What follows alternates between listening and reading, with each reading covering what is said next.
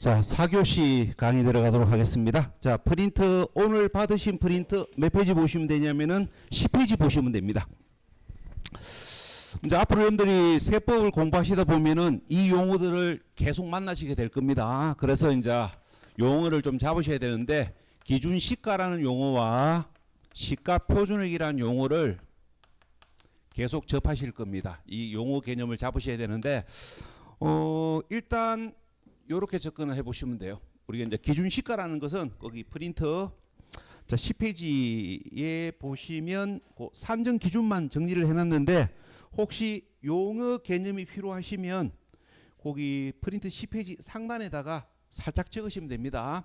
우리가 이제 기준 시가라는 것은 뭐냐면은 이렇게 보시면 돼요. 일단 자 이렇게 먼저 설명을 해볼게요. 기준 시가라는 건 우리가 시가는 시가인데 어떤 시가? 그러니까 시가는 시가인데 어떤 시가? 그러니까 조세부가 기준이 되는 시가. 그러니까 어떤 조세? 어떤 조세는 국세입니다. 그러니까 국세부가 기준이 되는 금액이 뭡니까? 기준 시가예요. 그러니까 우리가 이제 국세부가 기준이 되는 금액이 기준 시가고, 그럼 이제 눈치가 와야 됩니다. 야가 국세면 야는 지방세겠지. 우리가 지방세 부가 기준이 되는 금액이 뭡니까? 시가 표준액입니다. 일단 뭐 용어 개념을 이렇게 잡으시면 돼요. 뭐 어렵게 잡으려 그러지 말고, 우리가 이제 국세부가 기준이 되는 금액이 기준 시가고, 지방세 부가 기준이 되는 금액이 시가 표준액입니다.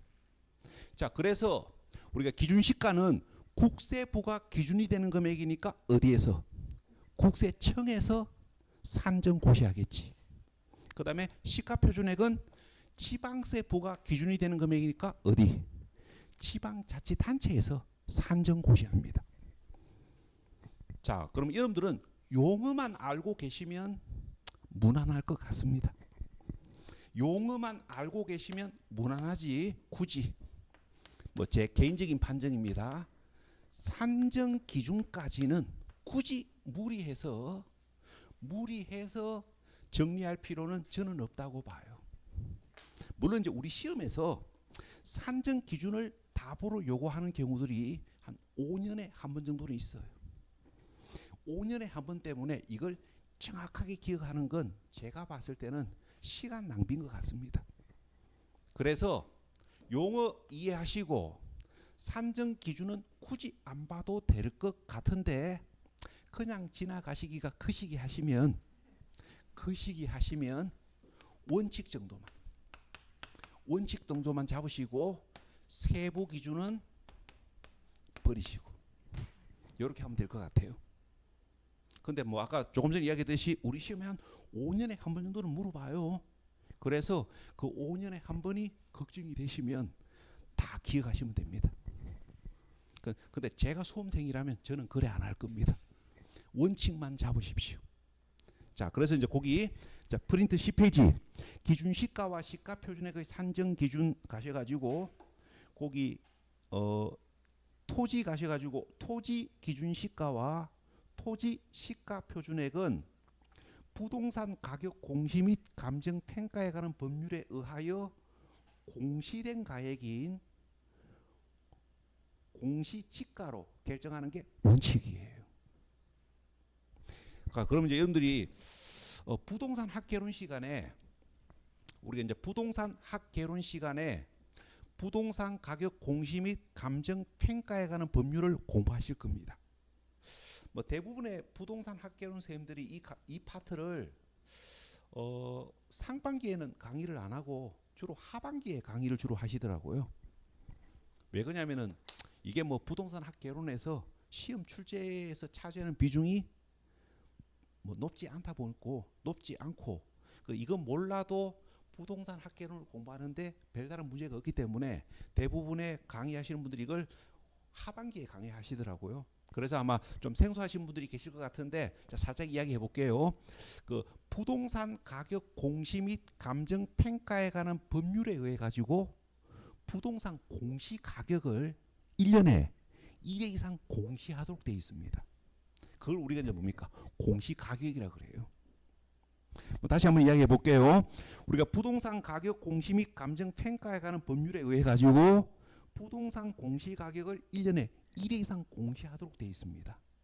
그걸 우리가 이제 공시가액이라고 이야기, 공시가액, 공시가격이라고 이야기하고 토지 공시가격으로, 그러니까 토지 공시가격으로 공시된 가격이 뭡니까? 개별 공시지가예요. 그러니까 토지 공시가액으로 공시된 금액이 개별 공시지가고, 주택, 그러니까 단독주택, 그러니까 단독주택 공시가격으로 공시된 가액이 뭡니까? 개별주택가액. 그러니까 개별주택가액이고, 공동주택,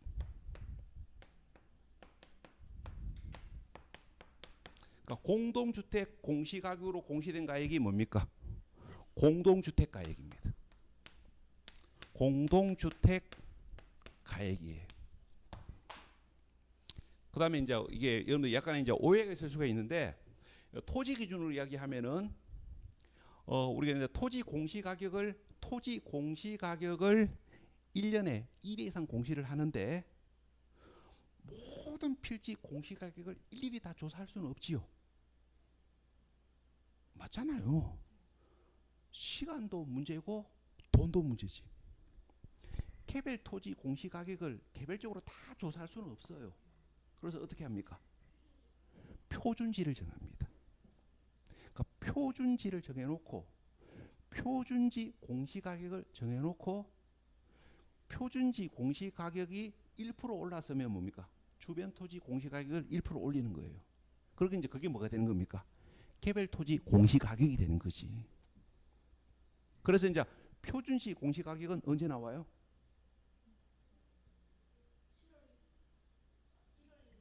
표준시 공시가격은 제가 알기로는 1월 달에 나오는 걸로 알고 있습니다. 그래서 아마 여러분들이 그 1월 첫째 주 유수에 그런 뉴스를 봤을 걸요.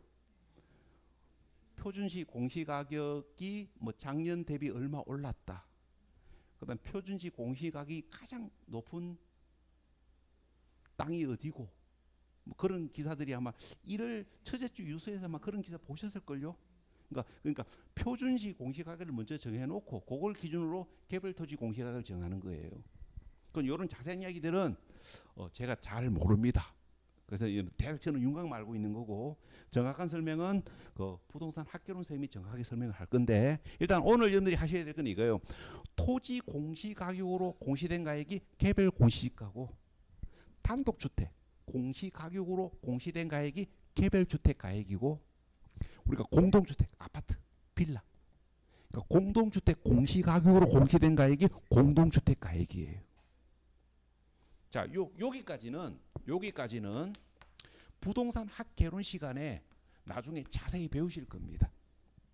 뭐 표준시 공시가격은 언제 정해야 되고, 개별 공시가는 언제까지 정해야 되고, 이런 이야기들을 학개론 시간에 자세히 배우실 거라고요. 그런데 여러분들이 이제 세법 시간에 하셔야 될 건 이겁니다. 기준 시가가 뭐고 시가 표준액이 뭔지 용어 개념 이해하시고, 여기서 이제 조금 더 들어간다면 기준 시가와 시가 표준액 산정 기준이 어떻게 되는지 원칙 정도를 잡으시라고요. 자, 제가 이제 설명하기 전에 이야기부터 해볼게요. 자, 우리가 이제 지금부터 이제 비용적인 측면을 따져봐봐요.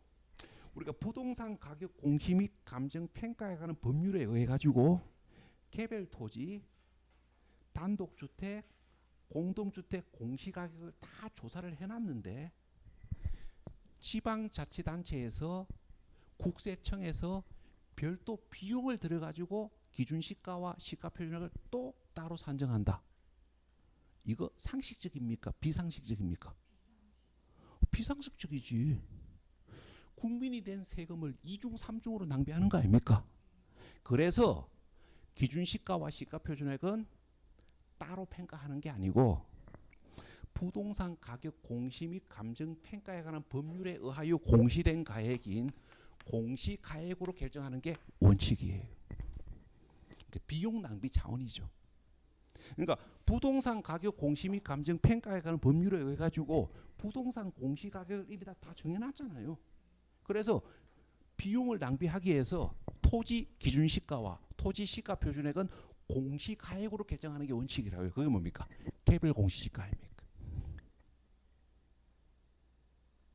그래서 특별한 사유가 없는 이상 토지 공시 가격인 개별 공시 시가와 기준 시가와 시가 표준액은 똑같습니다. 내가 보유하고 있는 토지 개별 공시 시가가 1억이면 기준 시가도 1억이고 시가 표준액도 1억이에요.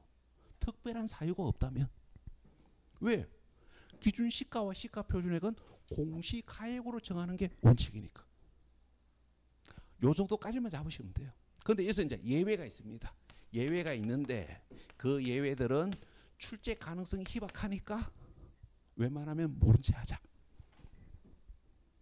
요 정도만 잡으십시오. 이렇게 하시고 나중에 이제 여러분들이 올 하반기 이후에 세법에서 욕심이 생기면 아마 그런 분들은 잘 안 계십니다. 공부해보면 많이 어렵거든요. 세법에서 고득점을 하고 싶은 욕심이 생기시면 그때 예외 규정 보시면 돼요. 그래서 오늘은 여기까지만 잡으시고요. 자, 그다음에 거기 뭐 참고로 봅시다. 프린트 10페이지 그 밑에 갈로서 3번. 그 프린트 10페이지 그 밑에 갈로서 3번에 부동산을 취득할 수 있는 권리. 이게 뭡니까? 이게 대표적인 게 뭐예요? 분양권, 입주권. 우리가 아파트 분양권, 입주권 이게 뭡니까? 건축 중인 아파트를 취득할 수 있는 권리잖아요. 그러니까 부동산을 취득할 수 있는 권리 그러면 가장 대표적인 게 분양권이나 입주권을 이야기하는 거예요.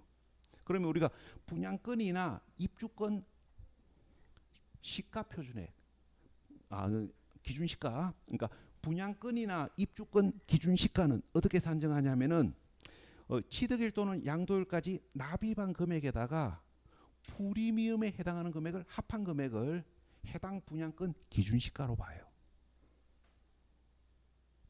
결론적으로 이야기잖아요. 내가 A 건설회사에서 분양하는 아파트 분양 계약을 했고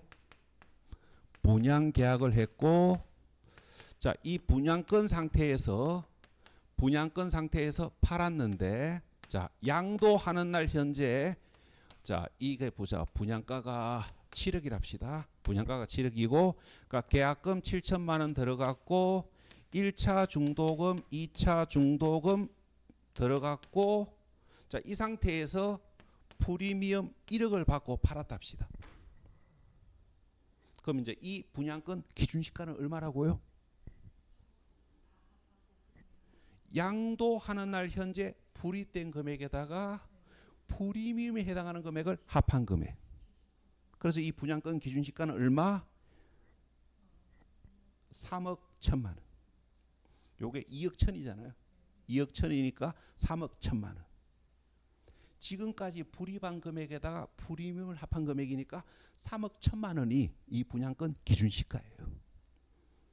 뭐 요게 우리 시험에 30회 때 물어봤던 이야기예요.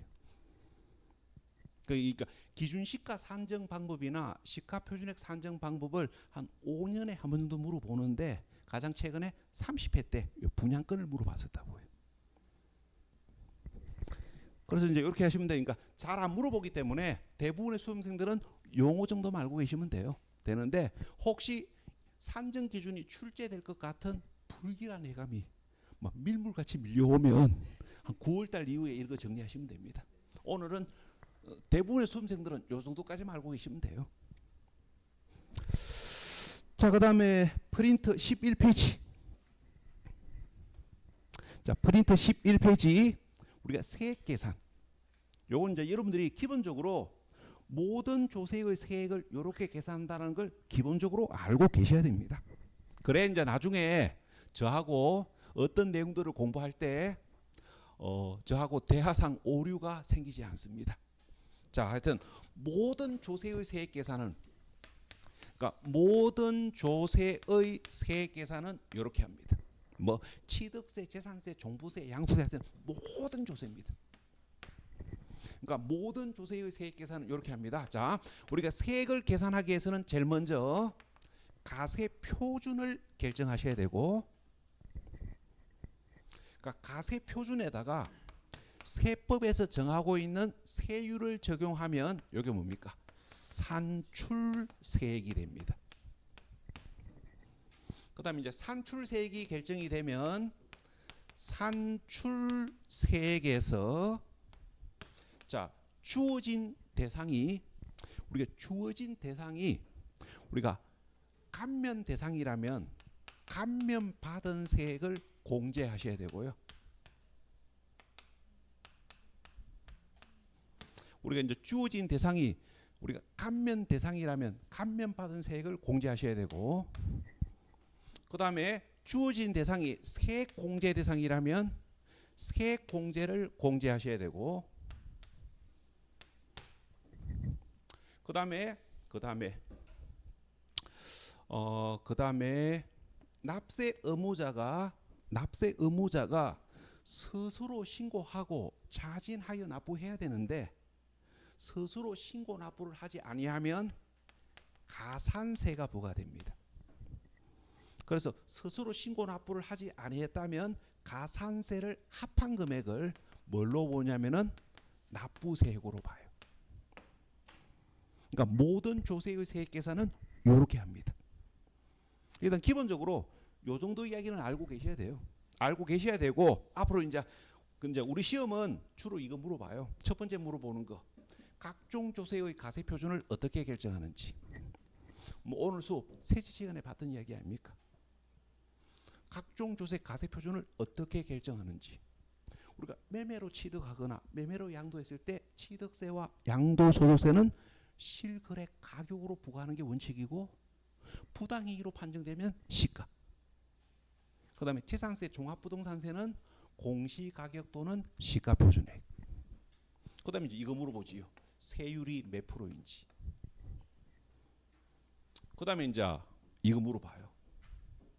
세액 공제를 물어봅니다. 세액 공제를 물어보는데, 요거는 이제 해당 조세 가가지고 제가 설명을 해야 될 부분이에요. 그러니까 여러분들이 공부해야 될 주요 조세 중 세액 공제가 있는 건 종합부동산세입니다. 우리가 종합부동산세가 세액 공제가 있어요. 여기 이제 종합부동산세 가가지고 개념 잡으시면 돼요. 그러니까 종합부동산세가 세액 공제가 있는데 이제 이런 겁니다. 이런 경우를 생각을 해봐요. 이런 경우를 생각을 해봅시다. 우리가 갑이라는 자가 20년 전에 매매로 서울 강남 대치동에 있는 24평 아파트를 5억 주고 샀는데, 지금 시세가 28억이고 공시 가격이 15억이다. 그런데 갑은 이미 정년퇴직을 했고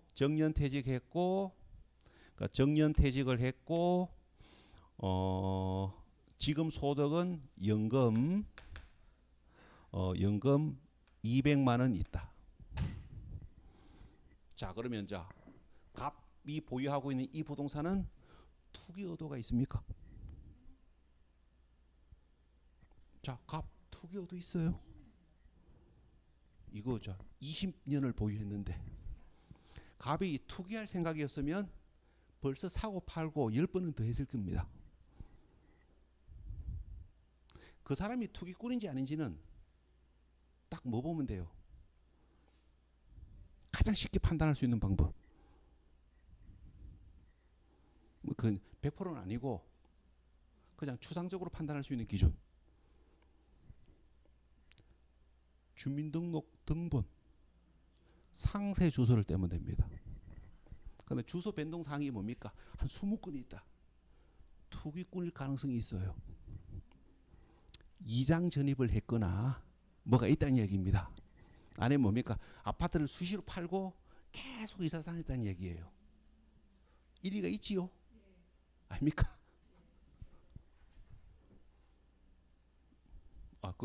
그게 뭐 객관적인 건 아닌데, 그러니까 주소 변동상이 수십 건이 있다면 이 사람은 투기 의혹을 받을 수 있는 사람이에요. 국세청에서 그렇게 봅니다. 물론 뭐 거래 금액도 보겠지만, 하여튼 그럼 이분은 뭡니까? 투기 의혹도 하나도 없어요. 투기 의혹도 1도 없습니다. 단지 뭡니까? 운이 좋아서 이만큼 오른 거예요. 자, 그런데 종합부동산세를 부과하면 이 값은 뭡니까? 종부세 낼 돈이 없습니다. 정년퇴직했고 경제활동 끝났고 연금 200만 원밖에 없잖아요. 그럼 종부세 낼 능력이 없잖아요. 그래서 이제 뭐 하는 겁니까? 이 사람은 투기 의도가 전혀 없는 사람이기 때문에 세액공제를 해줘요. 보유기간별 세액공제도 해주고 연령별 세액공제를 해가지고 종합부동산세를 최대 80%를 공제해줍니다. 왜? 이 사람은 투기 의도가 아니니까. 이 투기 물건 아니잖아요. 그래서 그러니까 각종 공제를 통해서 종부세를 최고 80% 공제해주고 나머지 20%만 내도록 합니다. 이런 이야기를 종합부동산세 가면 공부할 거예요. 그다음에 이제 양도소득세가 세액공제가 있습니다. 그러니까 어떤 게 있냐면은 국외자산을 파는 경우들이 있어요. 요새 뭐 글로벌화 되면서 우리가 국내 주식만 투자하는 게 아니고 외국 주식 투자하시는 분들 계시잖아요. 그에 비례 가지고 외국 부동산에 투자하시는 분도 있어요. 그러면 이제 외국 부동산을 팔잖아요. 그러면 이제 문제는 우리나라에서만 양도소득세를 부과하는 게 아니고 해당 정부에서도 양도소득세를 부과할 겁니다. 그러면 이 사람은 세금을 이중 부담해야 되잖아요. 그럼 이걸 조정해 줘야 되지. 그래서 뭡니까? 외국 납부 세액공제가 들어가요. 이런 이야기를 양도소득세 가서 자세히 배우실 겁니다. 그러니까 오늘 여러분들이 하실 건 이거예요. 모든 조세의 세액 계산을 이렇게 한다라는 거. 요건 알고 계셔야 됩니다. 자, 그 다음에 시간이 왜 됐습니까? 자, 이렇게 하고 그 다음에 교재 프린트 12페이지. 우리가 프린트 12페이지 가세 대상. 우리가 이제 가세 대상이 뭔지 용어 개념을 이해하셔야 되는데, 자, 가세 대상은 글자 그대로 가시면 돼요. 자, 글자 그대로 가시면 됩니다. 자, 가세 대상이라는 건 조세 부과의 대상이 되는 것. 그러니까 조세 부과의 대상이 되는 걸 가세 대상이라고 이야기합니다. 자, 그러면 이제 우리나라 조세들은 말이 조금 어렵습니다. 우리나라 조세들은 열거주의 가세하는 게 원칙입니다. 처음 듣는 이야기죠, 그죠? 처음 듣는 이야기인데 어려운 이야기는 아니에요. 자, 글자 그대로입니다. 글자 그대로 이야기예요. 뭐 열거주의 이게 시험에 나오는 건 아니니까 그냥 듣고 이해하시면 됩니다. 그러니까 우리나라 조세는 열거주의 가세하는 게 원칙인데 무슨 말이냐면은 이야기입니다. 우리가 세법에 가세 대상으로 열거 한 건만 가세하는 거, 이게 뭡니까? 열거주의 가세예요. 그러니까 세법에 가세 대상으로 열거 한 것만 가세하는 거, 이게 뭡니까? 열거주의 가세입니다. 그러니까 세법에 조세를 부과하겠다라고 열거하고 있는 것만 세금을 부과하는 거, 이게 열거주의 가세예요. 자, 예를 들어서 봐봐요. 내가 아파트 분양권을 프리미엄 3억 주고 취득했을 때, 취득해가지고 프리미엄 5억 받고 팔았다 합시다. 아파트 분양권을 프리미엄 3억 주고 사가지고 프리미엄 5억 받고 팔았다 합시다. 그러면 양도소득세 부과됩니까? 취득세 부과됩니까? 잠시 고민해 보시고 설명을 해볼게요. 현행소득세법에 아파트 분양권은 가세 대상으로 열거하고 있습니다. 그래서 분양권 양도로 인하여 발생된 양도 차익 이익에 대하여 3억 주고 사가지고 5억에 팔았으니까 분양권 양도 차익 이익에 대해서 양도소득세 부과합니다. 자, 그런데 지방세법에 분양권은 가세 대상으로 그러니까 지방세법에 분양권은 취득세 가세 대상으로 열거하고 있지 않아요. 그래서 분양권은 취득세 가세 대상으로 열거하고 있지 않기 때문에 분양권은 프리미엄을 수억, 수십억을 주고 취득하더라도 분양권을 취득한 사실에 대하여 부과되는 취득세는 없습니다. 자, 근데 오해하실라? 분양권 취득해가지고 입주 개시일에 잔금 완납하고 등기를 치면 분양권이 아파트로 바뀌지요. 그럼 이걸 이제 아파트는 뭡니까? 취득세 가세 대상이기 때문에 취득세 부과되는 거지. 자, 그럼 이제 그래서 이제 우리 이제 공부가 복잡해집니다. 이게 봐봐요. 가세 대상으로 열거하고 있는 만 다시 말이 고였습니다. 가세 대상으로 열거하고 있는 것만 가세하는 열거주의 가세를 하기 때문에 여러분들이 시험장 가기 전까지 이걸 하셔야 돼요. 가세 대상으로 열거되고 있는 것하고 가세 대상으로 열거하고 있지 아니하는 걸 구분하실 줄 아셔야 됩니다. 이게 시험 문제예요. 포괄주의 가세를 한다면 물어볼 게 없지. 모든 것에 대해서 부과하는 게 포괄주의거든요. 그런데 포괄주의가 아니고 열거주의이기 때문에 가세 대상으로 열거되고 있는 거하고 가세 대상으로 열거되고 있지 아니한 걸 구분하는 문제가 시험에 나와요. 그래서 이걸 이제 구분하셔야 되는데 다행스러운 건 양도소득세, 종합부동산세 두 개 위주로만 물어보지 나머지 조세는 웬간해서는 안 물어봐요. 그래서 프린트 12페이지 취득세 가세대상, 등록면허세, 재산세 가세대상으로 열거되고 있는 것들은 읽어만 보시면 되는 거고 종합부동산세, 양도소득세 가세대상으로 열거되는 것들만 구분하시면 됩니다. 구분하시면 되는데 요거는 해당 조세에 가서 자세히 설명을 드리겠습니다. 뭐 아까 우리가 살짝 설명했던 거, 자 프린트 12페이지 종합부동산세. 그 프린트 12페이지 종합부동산세 보시면은 거기 니은 항목입니다. 니은 항목에 보시면은 우리가 그 건축물은 주택만 종합부동산세 가세대상이지 주택 이외의 건축물은 종합부동산세 가세대상 아닙니다. 아까 우리가 했던 얘기잖아요. 아까 그 선보는 이야기 하면서 했던 얘기잖아요. 자, 그다음에 프린트 13페이지.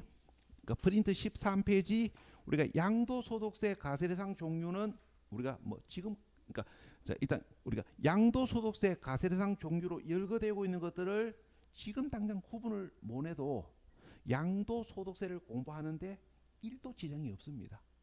그래서 이거는 이제 여러분들이 언제 하시면 되냐면은 7월 달에 문제풀이 들어가서 구분하시면 돼요.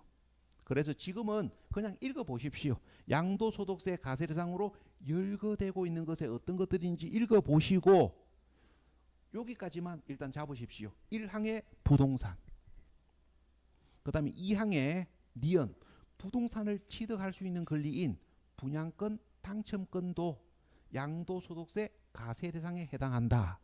그 정도까지만 오늘 잡으시면 됩니다. 오늘 잡으시면 되고 나머지는 7월달 문제풀이 들어가서 구분하시면 돼요. 그 다음에 프린트 14페이지. 자, 프린트 14페이지 우리가 조세 징수 방법, 조세 부과 방법입니다.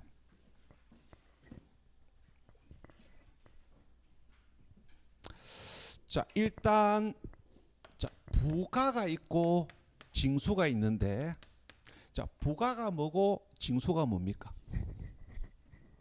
부가, 징수.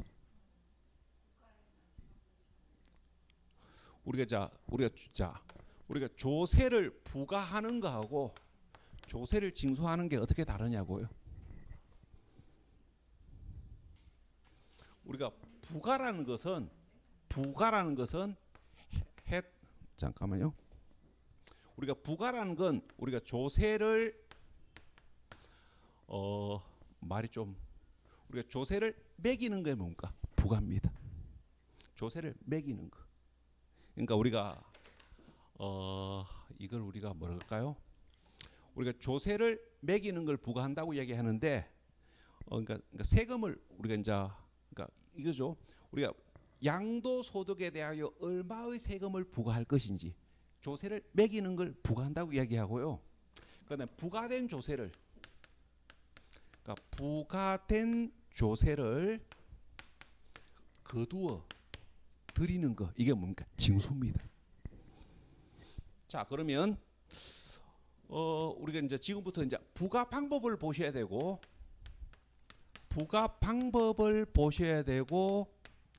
징수 방법을 보셔야 되는데 이제 우리가 부과 방법은 세 가지가 있습니다. 거기 신고 납세가 있고 부가가세가 있고요.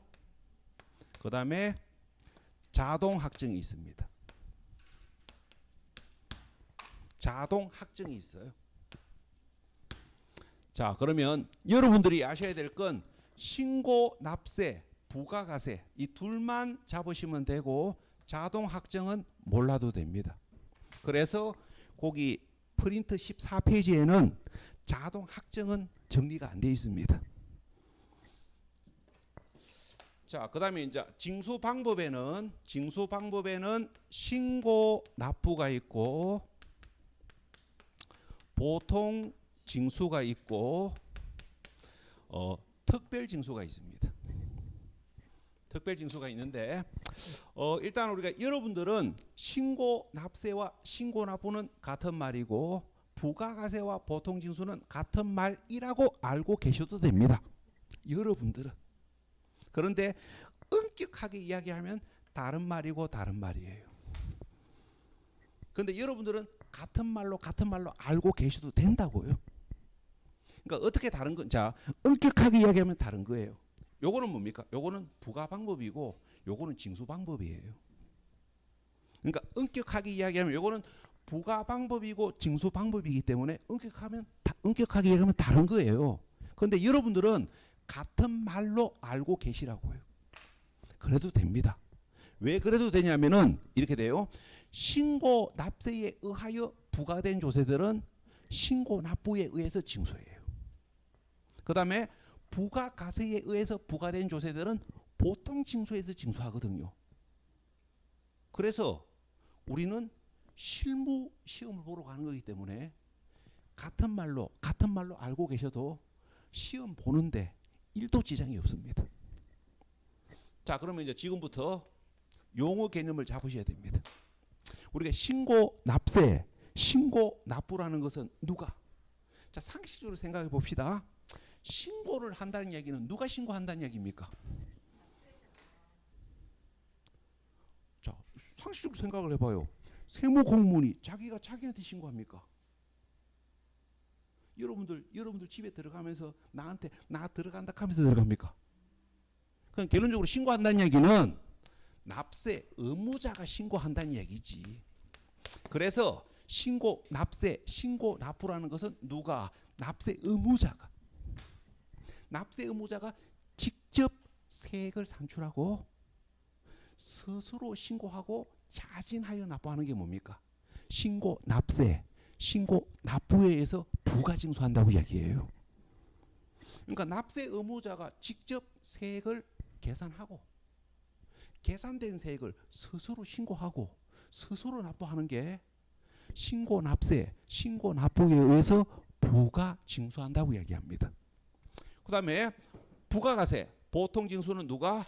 가세근자가. 우리가 실무적으로 이야기하면 세무공무원이.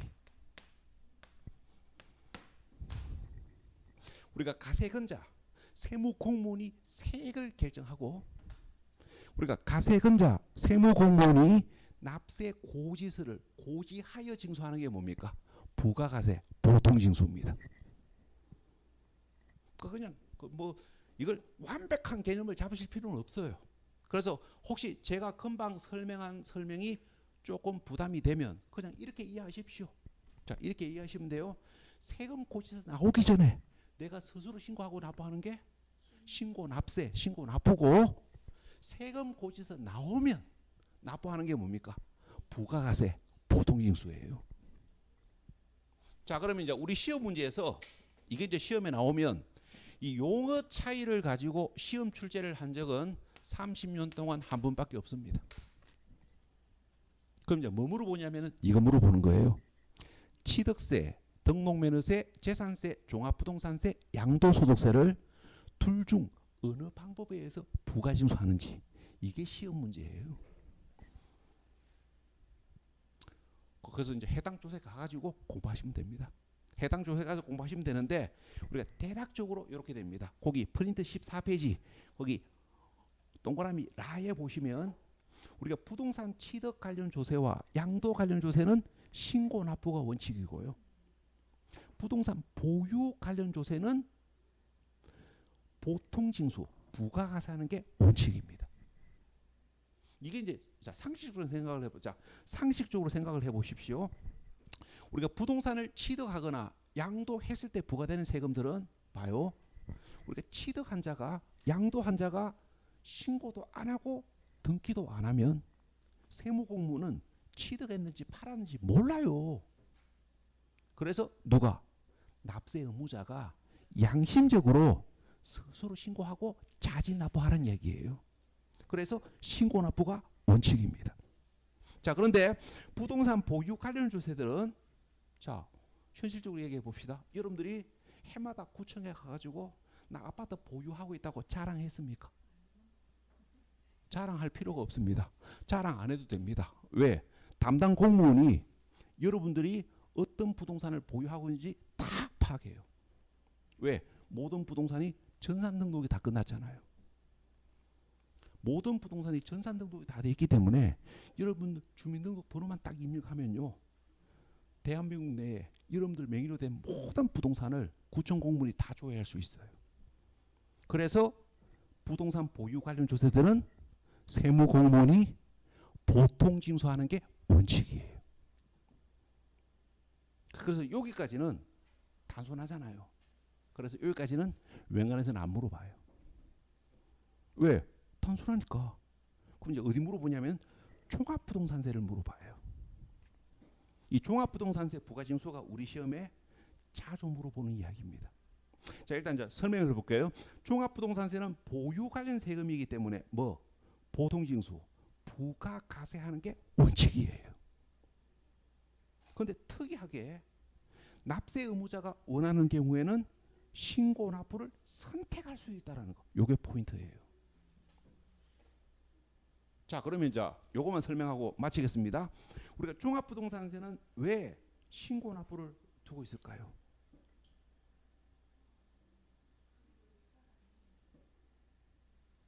종합부동산세는 왜 재산세와 달리 신고 납부를 두고 있냐고요. 제 설명 듣고 나면 허탈하실 겁니다. 자요. 자, 아까 자, 빌딩 기준으로 자, 언제 종부세 나온다 했습니까? 아까 했던 이야기 200억. 200억 넘어야 종부세 나온다 그랬잖아요.